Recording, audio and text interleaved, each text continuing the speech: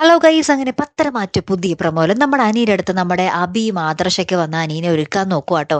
ഒരുക്കുവാണ്. അപ്പത്തേക്കും നമ്മുടെ അനി ഇങ്ങനെ പറയുന്നുണ്ട്, എൻ്റെ രണ്ടാമതും എനിക്ക് ഒട്ടും ഇഷ്ടമില്ലാത്ത വിവാഹത്തിനാണ് എല്ലാവരും കൂടി നിർബന്ധിക്കുന്നത് എന്നൊക്കെ ഇങ്ങനെ പറയുകയാണ്. അപ്പൊ അബിക്ക് ഇതൊക്കെ കേൾക്കുമ്പോൾ ഭയങ്കര ദേഷ്യമൊക്കെ തോന്നുന്നുണ്ട്. അപ്പൊ ആദർശ് പറയുന്നുണ്ട്, എടാ ഈ അവസാന നിമിഷം നീ ഇങ്ങനെയൊന്നും പറയല്ലേ, ഹാപ്പി ആയിട്ടിരിക്കുക എന്നൊക്കെ പറഞ്ഞ ആദർശേട്ടൻ പറയുന്നുണ്ടേ. അപ്പത്തേക്ക് അനി പറയുന്നുണ്ട്, നിങ്ങളോട് ആർക്കും എന്റെ കാര്യം പറഞ്ഞാൽ ആർക്കും മനസ്സിലാവില്ല എന്നൊക്കെ പറഞ്ഞ് നമ്മുടെ അനി ഭയങ്കര ദേഷ്യത്തിലാണേ.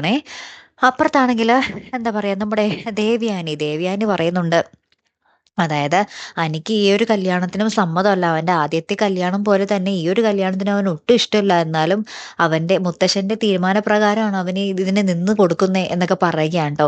ലാസ്റ്റ് നമ്മുടെ പൂജാരി ഉണ്ടല്ലോ, ഈ ഒരു മോതിരമാറ്റ ചടങ്ങിന് സാക്ഷിയാവാൻ വരുന്ന പൂജാരി, അതായത് ആ കാര്യങ്ങളൊക്കെ പൂജയൊക്കെ നടത്തുന്ന ആ പൂജാരി വന്നിട്ട് നമ്മുടെ മൂർത്തി സാറിനോട് പറയുന്നുണ്ട്, ചെക്കൻ എന്താ പറയുക, ഇടം തിരിഞ്ഞ് നിൽക്കുവാണല്ലോ.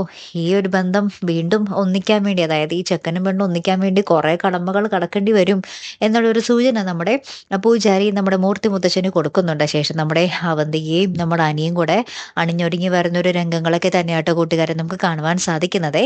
കാത്തിരിക്കാട്ടോ അടുത്തൊരു വീഡിയോ വരുന്നത് വരയ്ക്കും. Good bye.